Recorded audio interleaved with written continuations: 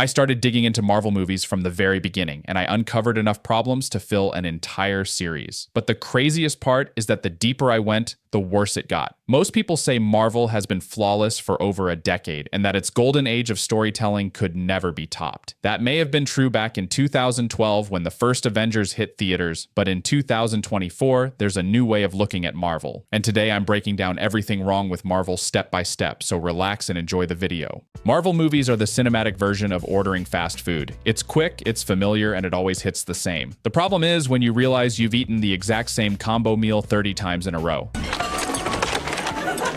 That's the Marvel formula. Consistent, reliable, and at this point, very predictable. It's not cinema anymore. It's the Marvel value menu. Every Marvel film ends the same way. A giant skybeam shooting into the clouds, a faceless CGI army swarming the screen, and a villain who's just the hero in a slightly different color scheme. Iron Man fights evil Iron Man. Black Panther fights evil Black Panther. Doctor Strange fights evil Doctor Strange. It's like Marvel writers just photocopied their homework and hoped no one noticed. At this point, the real superpower is clicking copy and paste. Watching it feels less like cinema and more like the world's most expensive Spider-Man pointing meme. And then there's the quips. Every character, no matter how tragic their backstory, sounds like they moonlight at a comedy club. Tony Stark is funny, Spider-Man is funny, Thor is funny, even a talking raccoon with anger issues is funny. That's a fake laugh. It's real! Entire planets are being destroyed, and someone always has time to drop a zinger. Imagine if every life or death battle in history ended with somebody going, well, that just happened. That's Marvel. The visuals don't save it either. These are movies with $200 million budgets, but half the time they look like they were filmed in the same empty parking lot. Hi. Okay. Every climactic fight has the same washed-out gray palette. Rubble on rubble, explosions in the dark, two people in capes floating in front of a blurry background. Remember when superhero movies actually had color? Spider-Man 2 had vibrant reds and blues. The Dark Knight had striking shadows. Where are you? Here. And let's talk about cameos. Marvel has turned them into their own economy. People don't watch the plot anymore. They watch to see which random celebrity is going to walk out of a glowing multiverse portal. Oh! Hi. Hi. No.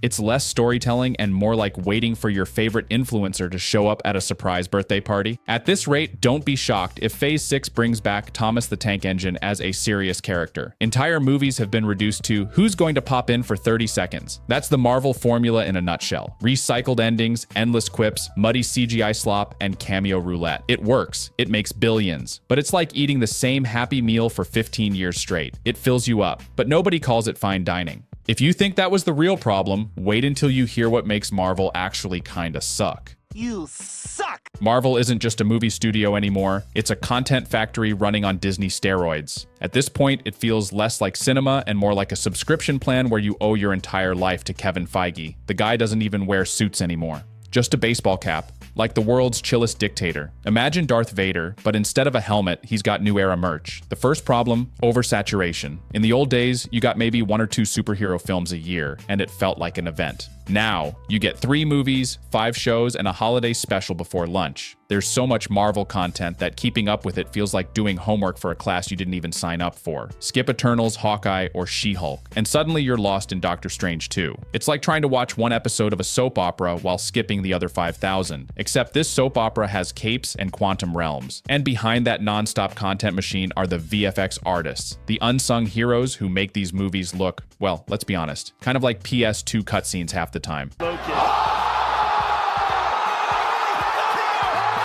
Reports keep coming out about Marvel overworking their visual effects teams, asking them to finish shots in impossible timelines. That's why entire battle scenes end up looking like deleted footage from Shrek 2.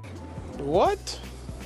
It's not the artist's fault, it's that they're being asked to render a billion-dollar blockbuster on the same deadline as a TikTok ad. Then there's Disney's corporate strategy. They've got Marvel in a chokehold, squeezing out every last drop of content like it's an orange at a juice bar. Movie theaters that could be showing a variety of films? Nope. Just Marvel, Marvel, and more Marvel. Smaller movies don't even get a chance, because Ant-Man 7, Quantum Boogaloo, needs 30 theaters all to itself. Marvel isn't just dominating Hollywood, it's suffocating it. And all of this connects back to the Marvel formula. Because when you're releasing 10 projects a year, you can't reinvent the wheel every time. You stick to the template, the quips, the cameos, the skybeams. It's safer, it's faster, it's guaranteed profit.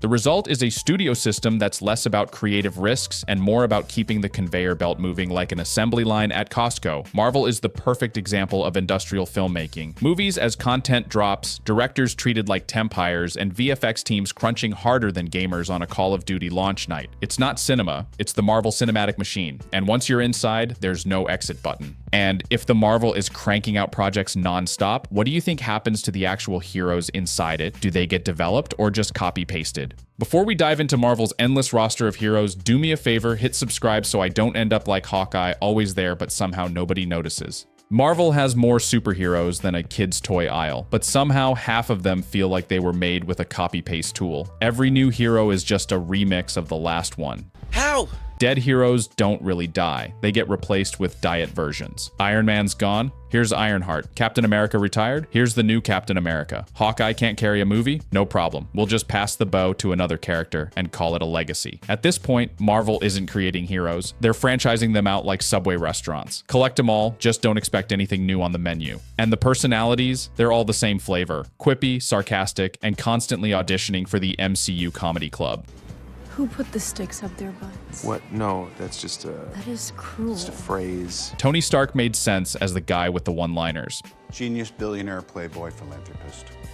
But now, every character, from gods to assassins to literal tree monsters, sounds like they're trying to get a Netflix stand-up special. Entire planets are being destroyed, and the vibe is less epic showdown and more Avengers at open mic night. It's the same energy as that Guardians of the Galaxy volume. Too meme, planet exploding, but someone's still vibing to Mr. Blue Sky. And you've got the problem of overstuffed ensembles. Marvel used to introduce characters carefully, giving them room to breathe. Now it's a race to see how many heroes you can cram into one project. Entire storylines are just setups for future spin-offs. A character will pop up for 5 minutes, wink at the camera, and vanish, only to be announced as the lead in a Disney Plus series 2 months later. The Jericho.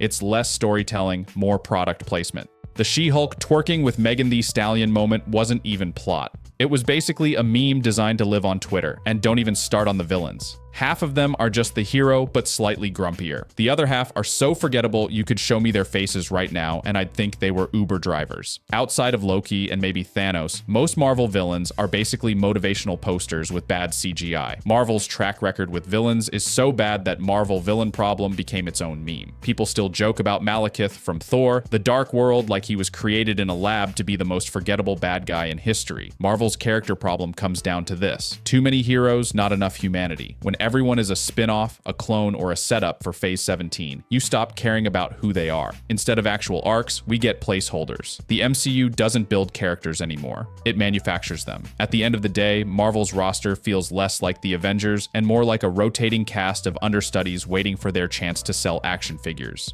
If one Spider-Man is messy, what do you think happens when Marvel drops in 3 of them and then adds 147 more from random universes? By the way, hit that subscribe so this channel doesn't get snapped out of existence faster than half the Avengers. The multiverse was supposed to be Marvel's ultimate flex. Infinite universes, endless possibilities, no rules. Good night, girl. I'll see you tomorrow.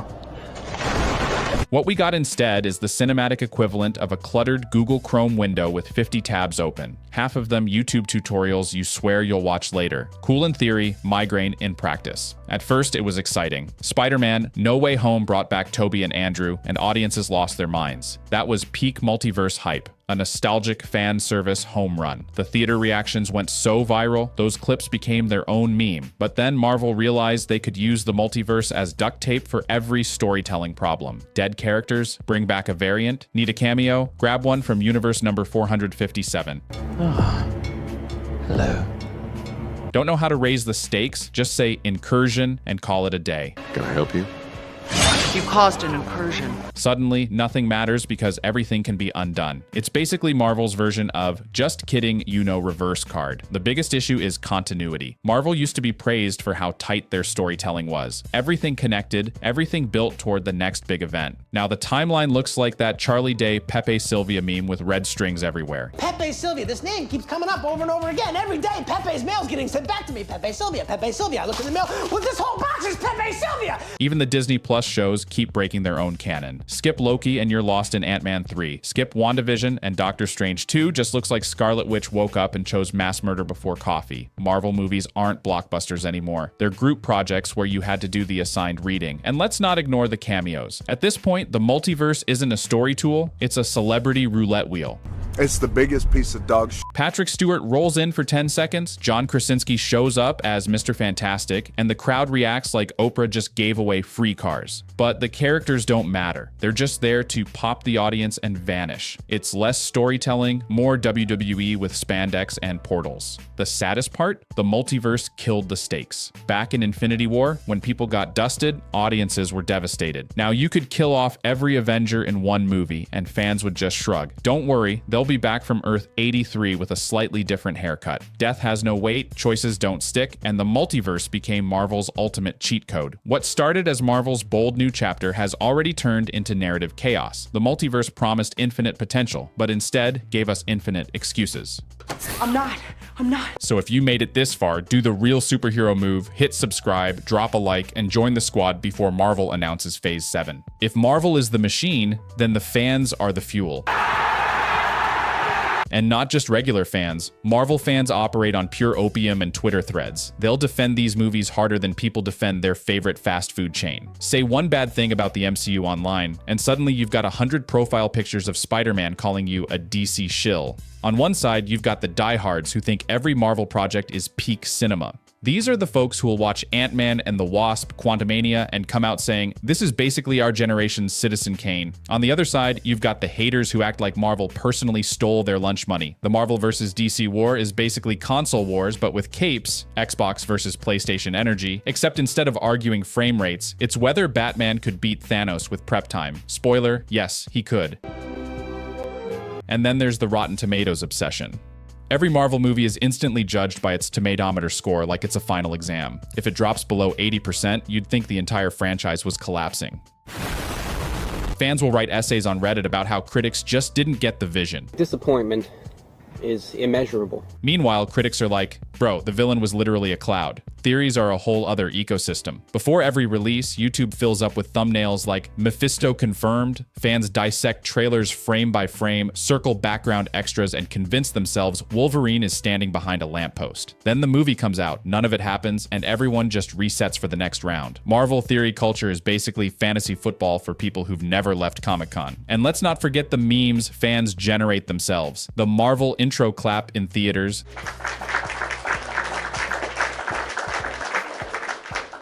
The Age of Ultron, more like Weekend of Ultron jokes, or the Marvel Humor Starter Pack meme where every serious scene ends with a one-liner. The city's flying. We're fighting an army of robots.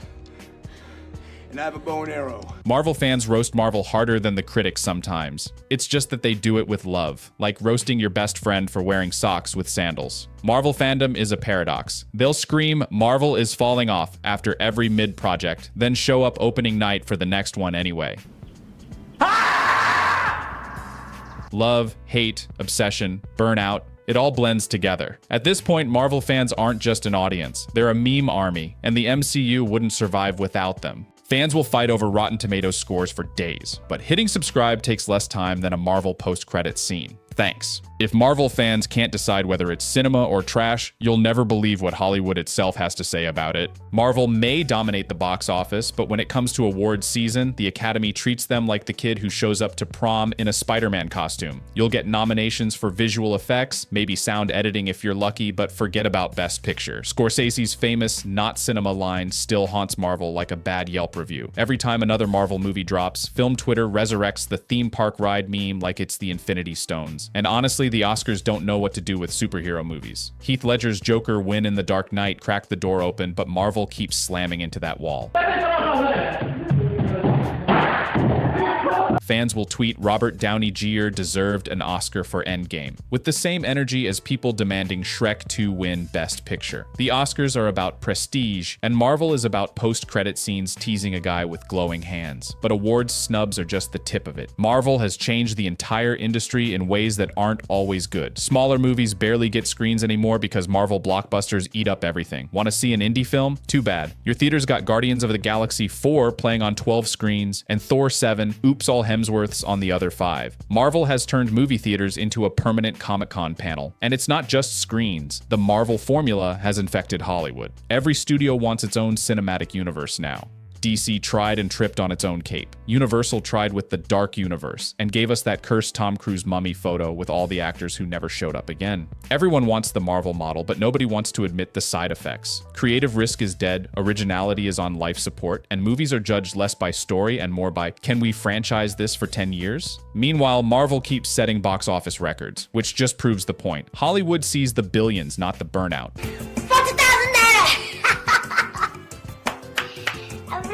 For every Scorsese interview calling it not cinema, there's a Disney exec swimming through cash like Scrooge McDuck. So yeah, Marvel changed movies forever. They made superhero films mainstream, but in the process, they also turned cinema into one giant sequel machine. If even Hollywood doesn't fully take Marvel seriously, then you won't believe what are predictions for the future of MCU itself. Marvel was once the underdog, a studio that gambled everything on a C-list hero in a metal suit and somehow built the biggest franchise in movie history. For a while, it worked like magic. The early MCU felt fresh, connected, and exciting. But somewhere between Endgame and Ant-Man, Quantumania, the magic started to fade. What was once a cultural event is now just background noise. The sad truth is, Marvel isn't special anymore.